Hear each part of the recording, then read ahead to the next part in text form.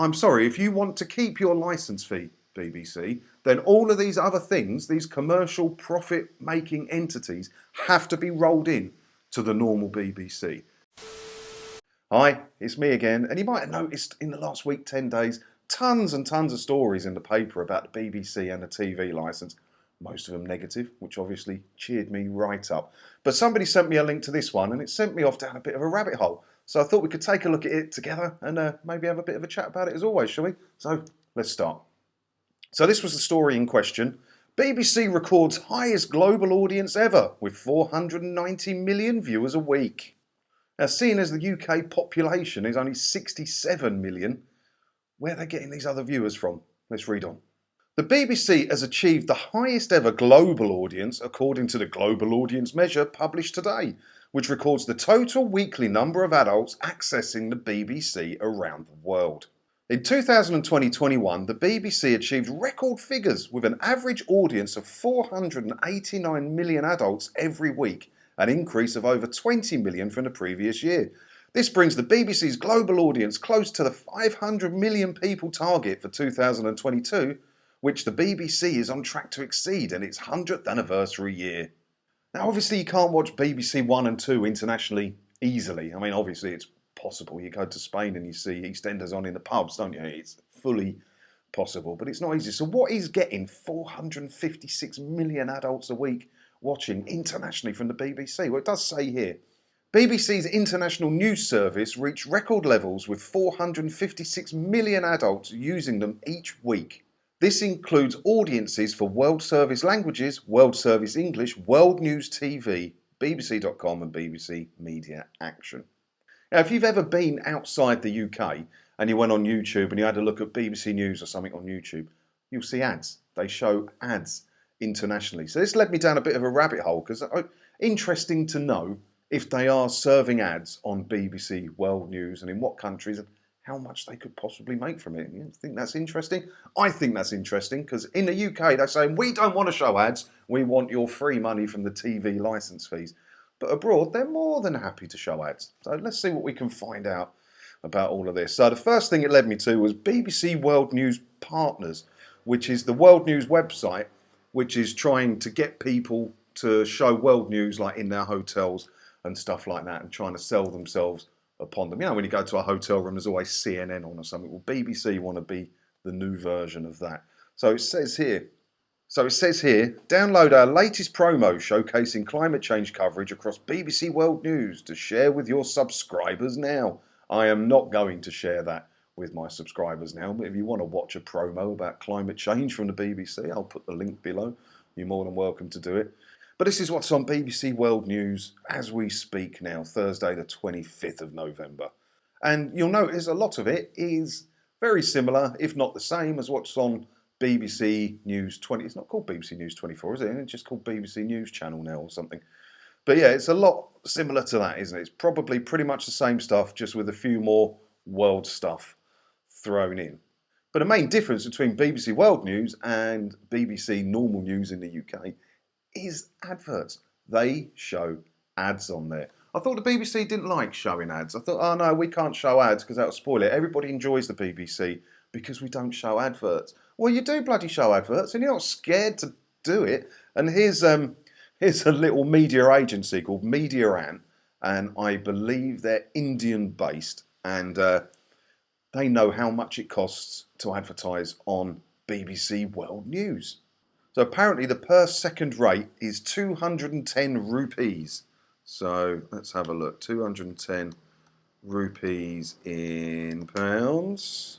So 210 rupees in pounds is £2 a second it costs on the low rate of advertising there. But the BBC aren't commercial, so that's fine. So that led me on to this, the case studies. Read how BBC Global News has brought campaign success to clients around the world. Look at some of the advertising they are carrying. AIG, Cathay Pacific, Hyundai, Stella Artois, or Do As You're Told, as we call it in Essex, Tag Heuer watches. Some premium advertising, I think we can all agree. And do you think they charge Tag Heuer or Stella Artois, do you think they charge them £2 a second? I would imagine they charge them a lot more than that. Don't you? Ugh. It's wrong. How are they allowed to sell advertising, to the world service? It's BBC. If you can show advertising across the world, you can show it in England and you can stop the bloody licence fee, can't you, surely? So with a bit more digging, I managed to find the rates for the Asia Pacific area if you want to advertise on BBC World News. So we can find out how much it all costs. So if you want to be on peak time, it's 3,987 rupees per second, which sounds like a lot, doesn't it? 3,987 rupees in pounds. 40 quid a second. So what's that for a half-minute ad? Can't do that one in me head. 1,200 quid for a 30-second ad, prime time on BBC World News. So what's an ad break now? 3 minutes, so call it 6 of them.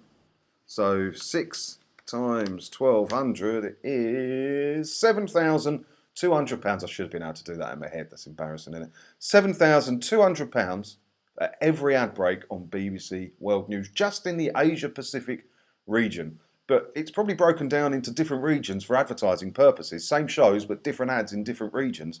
So how many regions there are, I'm not quite sure. But each region is getting, £7 grand per ad break every time there's an ad break. Cashing it in. No wonder he wants to get to 500 million viewers for his BBC World News, old Tim Davie, because then the advertising rates can go up because of the viewing figures. It's not thick, is he? And the other thing to consider, it's not just BBC World News that carries adverts. We've got BBC America as well. So let's take a little look at what's on BBC America, shall we? So this is the main BBC America website. Look, Doctor Who, Top Gear, Graham Norton Show.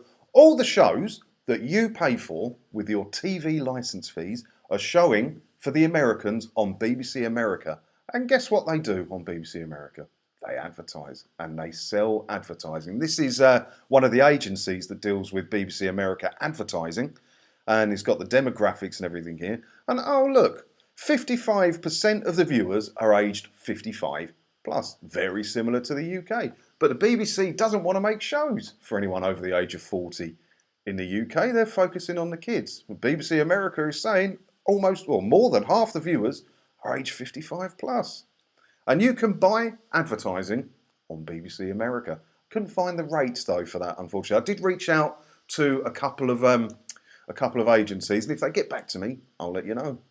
Scratch that. While I was sitting here, I did a bit more Googling, and I did it a bit better than I did last time. And I found an American TV marketing agency, and look, they've listed BBC America. So we can look at this. So percentage of male viewers is 46%, female viewers 54%, blah, blah, blah.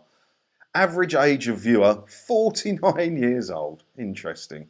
Right, so how much does it cost for a 30-second local rate ad? 22 to 125 bucks. Seems cheap. Is there 1,000 after that? Doesn't that seem cheap to you? But price doesn't matter in this instance, does it? It's the fact that the BBC are selling adverts on TV shows that you paid for with your TV licence fee. And none of this money goes back to normal BBC. This money goes to BBC America, which is a profitable TV station. Much like UK TV. In the UK, you've got Dave and Gold and all that, and they mostly show BBC shows that were paid for long ago by your TV licence fees, and they show adverts and have sponsorships for them. Guess who owns that as well? Oh, it's the BBC. They 100% own the UK TV network. They 100% own, obviously, BBC America, showing adverts on the shows that you paid for with your TV licence. How is this allowed? How is this allowed? Why can't they just show the adverts in the UK? They're obviously not shy about having advertising, are they? They're not shy about it at all. It's public, it's out there. It didn't take me very much hard work to find this. It's there. Why can't they just show ads in the UK? Then no one would have any complaints about the BBC. You wouldn't feel like you're forced to pay them. Struggling families wouldn't have to find 159 quid a year. You wouldn't have to be worried about getting knocks on your door if you just show adverts like you're capable of doing in the rest of the world, BBC. It's ridiculous. Doesn't it wind you up? It really annoys me. It's just ridiculous.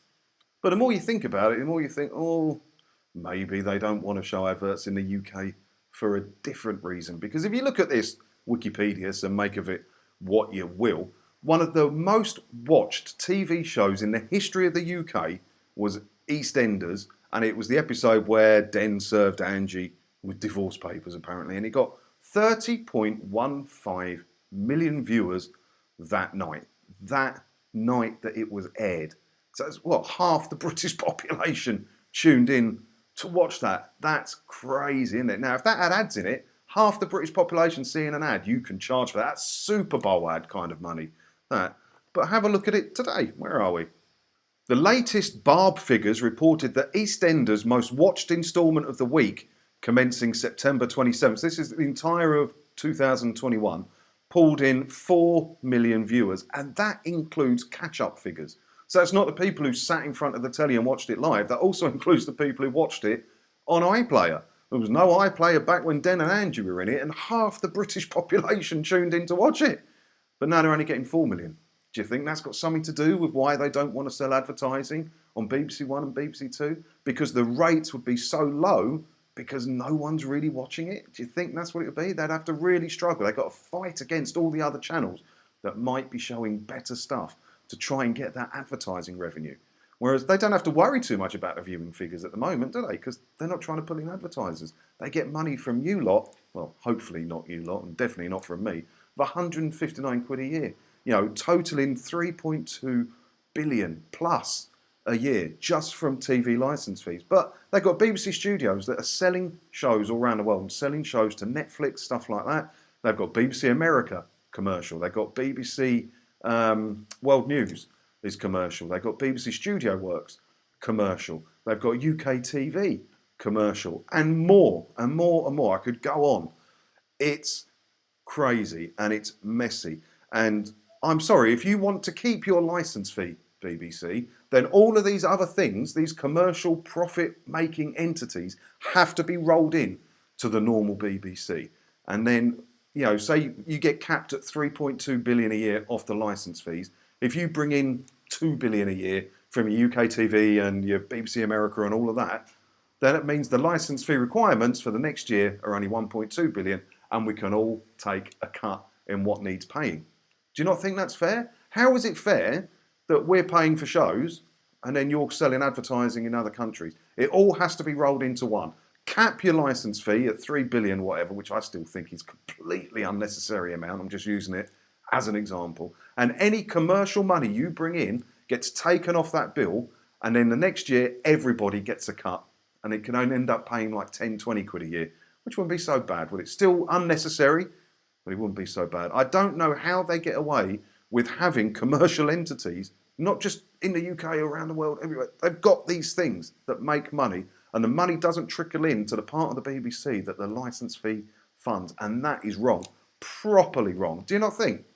Well, that's pretty much my rant about that. It winds me up that the BBC want to sell adverts and they want to be commercial and make profit that way. But they also want your hard-earned money. And if you don't pay it, they'll go and send a man to knock on your door. Well, not just a man, there's women as well. But to demand money with menaces. Is that not wrong to you? It doesn't make any sense and it should not be allowed. And why is Nadine Dorries not talking about this? Makes no sense to me. Let me know what you think in the comments below. I'll be interested to hear all of your thoughts on all of this because it's a joke to me and I'd like to know if you feel the same. So leave your comments below and I'll see you in another video again soon once I've calmed down. Anyway, thanks for watching.